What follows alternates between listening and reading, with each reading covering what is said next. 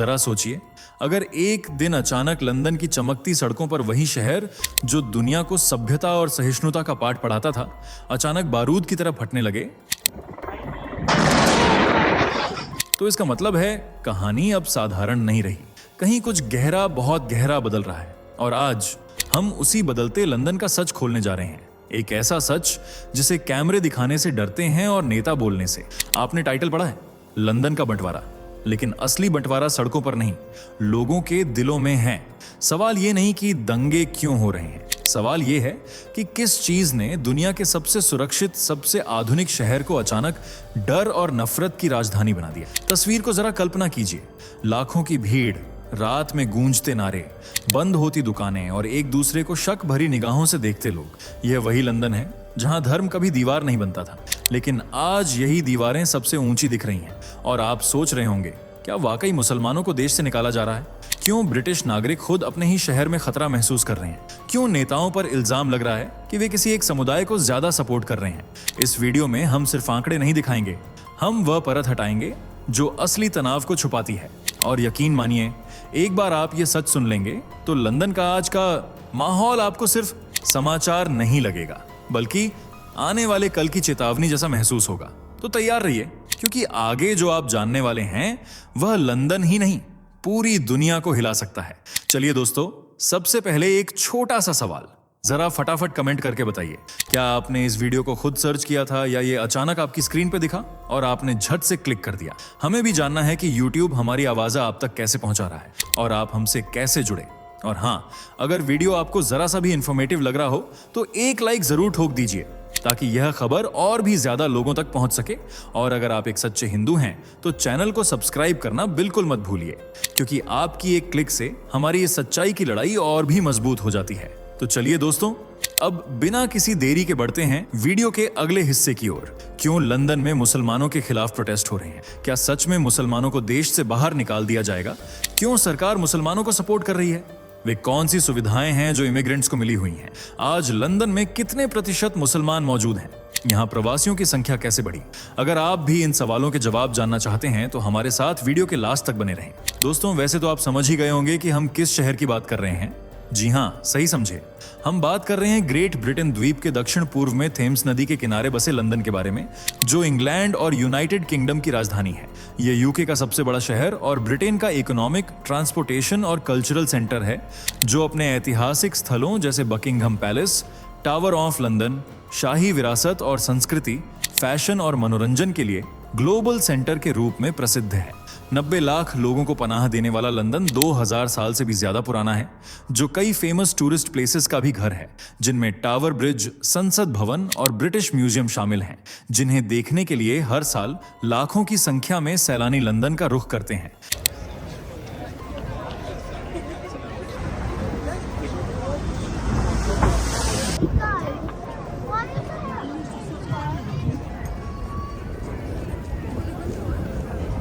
ये एक ऐसा शहर है जो सपनों से जगमगाता है और लोगों के सपने पूरे करने में उनकी मदद करता है, जहां शिक्षा से लेकर रोजगार की भी कोई कमी नहीं है। लंदन को दुनिया के सबसे सुरक्षित, सबसे आधुनिक और सबसे सभ्य शहरों में से एक माना जाता है, लेकिन अब यह पहचान धुंधली होती जा रही है। जगमगाते हुए लंदन की रोशनी में अब अंधेरा छाने लगा है।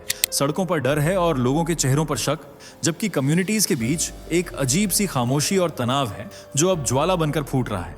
लोग लाखों की तादाद में सड़कों पर उतरकर प्रोटेस्ट कर रहे हैं, लेकिन क्यों और किसके खिलाफ? जबकि लंदन तो एक ऐसा शहर है जिसने कभी लोगों को अलग अलग धर्म के नजरिए से नहीं बांटा, जिसने दूसरे देशों से आए हुए लोगों को यहाँ रहने की न सिर्फ इजाजत दी, बल्कि उन्हें अपना धर्म मानने से भी नहीं रोका। यही वजह है कि आज लंदन में एक तरफ जहां 400 मस्जिदें मौजूद हैं, तो वहीं दूसरी तरफ 150 मंदिर भी हैं, जिनमें बौद्ध, जैन, हिंदू और सिख धर्म समेत अलग अलग धर्मों के अनुयायियों के लिए पूजा स्थल शामिल हैं, जिनमें लोग कभी भी जाकर अपने भगवान को पूज सकते हैं। लंदन शहर ने कभी लोगों को उनके धर्म से दूर नहीं किया, बल्कि सभी को बराबर का हक दिया, चाहे सिटीजन हो या माइग्रेंट्स। इसी वजह से लंदन डाइवर्सिटी की राजधानी कहलाता था, लेकिन अब वही विरोध प्रदर्शन की आग में झुलस रहा है, जहां से नफरत, डर और विरोध की आए दिन सबसे ज्यादा खबरें सुनने को मिलती रहती हैं। जैसा कि अभी कुछ महीने पहले देखने को मिला था, जहां हजारों लोग सड़कों पर जुट गए और नारे लगाने लगे, stop immigration, protect British culture, और उनके निशाने पर थे मुस्लिम समुदाय के इमिग्रेंट्स, जिनके बिना लंदन की हर दुकान, हर टैक्सी, हर कॉलेज और यहां तक कि हॉस्पिटल भी अधूरा है, क्योंकि लंदन में लगभग 13,18,755 मुसलमान हैं जो पाकिस्तान, बांग्लादेश, भारत और श्रीलंका से आए हैं। इनके अलावा मध्य पूर्व अफ्रीका जैसे नाइजीरिया, युगांडा और सिएरा लियोन, साइप्रस, तुर्की और बाल्कन क्षेत्र से भी मुस्लिम समुदाय ने लंदन में पलायन किया है।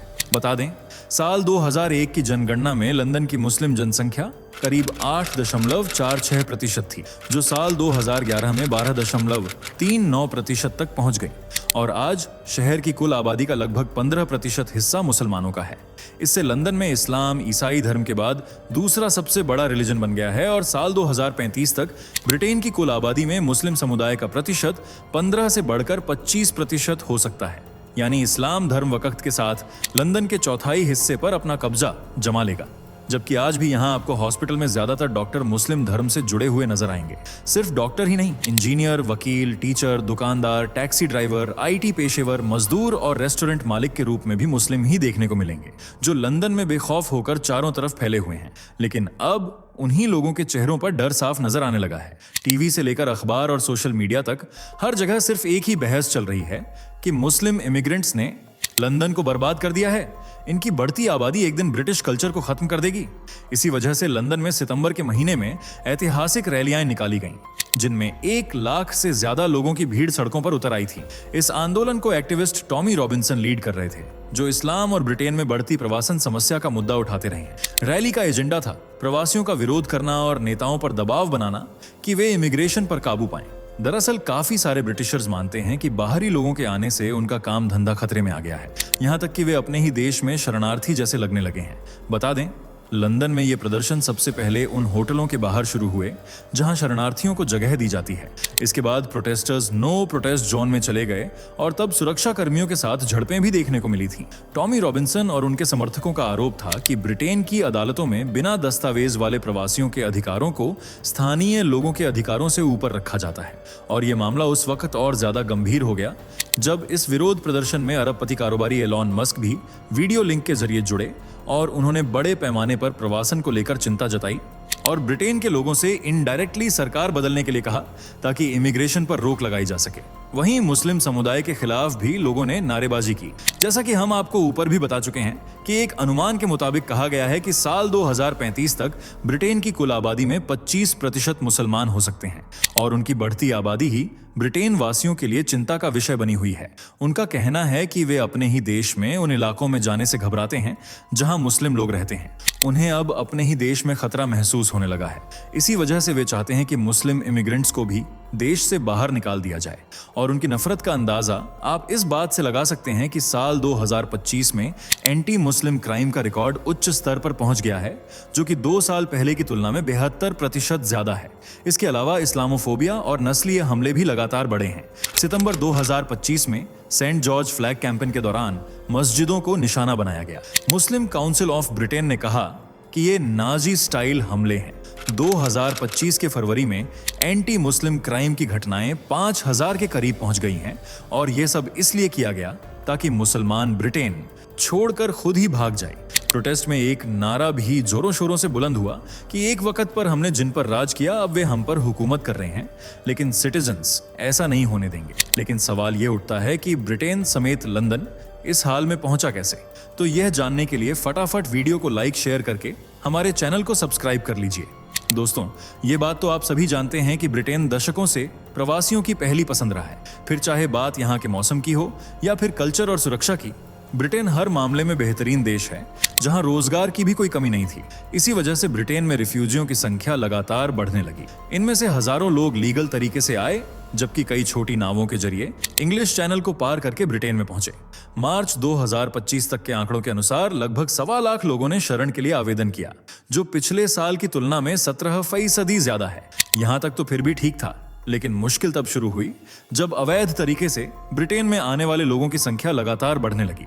अफगानिस्तान, ईरान, सीरिया और सूडान जैसे सिविल वॉर में फंसे देशों से मुस्लिम लोग भाग भाग कर यहां आने लगे, और उनके आने के साथ ही ब्रिटेन के लोगों के बीच संघर्ष शुरू हो गया। इसे लोकल्स के नजरिए से आप ऐसे समझ सकते हैं, एक घर में 3 कमरे हैं, हर कमरे में 2 से 4 लोग आसानी से रह सकते हैं। ये काउंट थोड़ा बहुत और बढ़ जाए तो भी तालमेल बना रहेगा, लेकिन अगर हर कमरे में 10 से 15 लोगों को ठूंस दिया जाए तो रहना मुश्किल हो जाएगा। फिलहाल यही स्थिति ब्रिटेन की हो रही है, जहां बढ़ते अपराधों के लिए भी मुसलमानों और प्रवासियों को ही दोषी माना जा रहा है। आपको जानकर हैरानी होगी कि इसी साल सितंबर के महीने तक 28,000 लोग इलीगल तरीके से सीमा पार करके ब्रिटेन में दाखिल हुए हैं, जबकि सरकार मुसलमानों समेत सभी इमिग्रेंट्स को फुल सपोर्ट दे रही है। और ऐसा कहना हमारा नहीं, बल्कि ब्रिटेन समेत लंदन वासियों का है। उन्होंने नेताओं पर आरोप लगाते हुए कहा कि नेता जानबूझकर ऐसी नीतियां बना रहे हैं कि देश पर बाहरियों का कब्जा हो जाए। बता दें, ब्रिटेन ने मुसलमान और तमाम इमिग्रेंट्स को कई तरह की फैसिलिटीज दे रखी हैं। जैसे हाल ही में ब्रिटिश सरकार ने न्यू प्लान फॉर इमिग्रेशन लागू किया था, जिसके तहत अगर लोग साबित कर दें कि उन्हें अपने देश में खतरा है तो ब्रिटेन में उन्हें अनिश्चित काल के लिए रहने का हक मिल जाएगा। हालांकि सवाल यह भी उठता है कि जो लोग अवैध रूप से ब्रिटेन में आते हैं उन्हें देखा जाए तो कोई सुरक्षा नहीं मिलनी चाहिए, लेकिन सरकार ऐसा नहीं सोचती। नेशनैलिटी एंड बॉर्डर एक्ट 2022 ने साफ कर दिया था कि भले ही कोई शख्स बिना दस्तावेज के ब्रिटेन आ जाए, लेकिन अगर वह ह्यूमन ट्रैफिकिंग या किसी क्राइम का शिकार है तो उसे सुरक्षा मिलेगी। ऐसे कई नियम हैं जो सताए हुए लोगों के लिए बनाए गए हैं, जिनमें मुसलमान भी शामिल हैं। उन्हें मुफ्त घर, मुफ्त स्वास्थ्य सेवा और मुफ्त शिक्षा दी जाती है। साथ ही ब्रिटेन में मुसलमान अपनी पसंद का कोई भी काम, करियर या व्यवसाय कर सकते हैं, क्योंकि सरकार के लिए मुसलमानों का वोट काफी मायने रखता है। इस बात का अंदाजा आप ऐसे लगा सकते हैं कि पूरे ब्रिटेन में लगभग 40 लाख मुसलमान हैं, जो कुल वोटर्स का लगभग 6% हैं, और ये 6% वोटर्स सिर्फ उसी पार्टी का साथ देंगे जो उनके लिए हमेशा खड़ी रहेगी। जैसे कि फिलहाल लेबर पार्टी है, जिसे मुसलमानों का फुल सपोर्ट है और वह सत्ता पर काबिज है। ब्रिटेन के प्रधानमंत्री कीर स्टारमर ने मुस्लिम समुदायों की सुरक्षा के लिए 10 मिलियन पाउंड फंड देने की घोषणा भी की थी, जिसमें मस्जिदों और मुस्लिम केंद्रों में CCTV, अलार्म सिस्टम और सुरक्षा कर्मियों की व्यवस्था की जाएगी। एक तरफ जहां सरकार मुसलमानों को खुलकर ब्रिटेन और लंदन जैसे शहरों में रहने की इजाजत दे रही है, तो वहीं सिटीजन उनके खिलाफ खड़े हुए हैं। उनका कहना है कि मुस्लिम इमिग्रेंट्स ग्रूमिंग गैंग की तरह एक्टिव हैं और ब्रिटिश बच्चियों का यौन शोषण कर रहे हैं, साथ ही उनसे उनका रोजगार भी छीन लिया है। जबकि कुछ सिटीजन्स मुस्लिम समुदाय के पक्ष में हैं।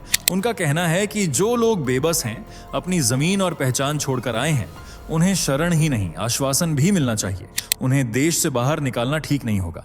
कई ऐसे संगठन हैं जो मुस्लिम समुदाय के लिए काम कर रहे हैं, जैसे रिफ्यूजी काउंसिल से लेकर टुगेदर विद रेफ्यूजीज जैसे गठबंधन। हर एक संगठन अलग अलग काम देखता है। कुछ लोग उन्हें कानूनी मदद करते हैं तो कुछ खाना वगैरह पहुंचाते हैं। हालांकि इन संगठनों पर भी ब्रिटेन वासी आरोप लगा चुके हैं कि वे ब्रिटिश कल्चर की जगह इस्लामिक संस्कृति को देश में फैलाने का काम कर रहे हैं। वैसे आपको क्या लगता है, क्या ब्रिटेन से मुसलमानों को बाहर निकाल देना चाहिए या नहीं? अपनी राय कमेंट में जरूर बताइए। वीडियो पसंद आई हो तो इसे लाइक शेयर करें और चैनल से जुड़े रहने के लिए चैनल को सब्सक्राइब करके बेल आइकॉन को प्रेस कर लें, ताकि आने वाली वीडियो आपको समय से मिल सके। दोस्तों, आपके स्क्रीन पर 2 और वीडियो दिख रही हैं, जिसे देखने के लिए आप स्क्रीन पर क्लिक करें। दोनों देखिएगा, बहुत अच्छी वीडियो बनी है।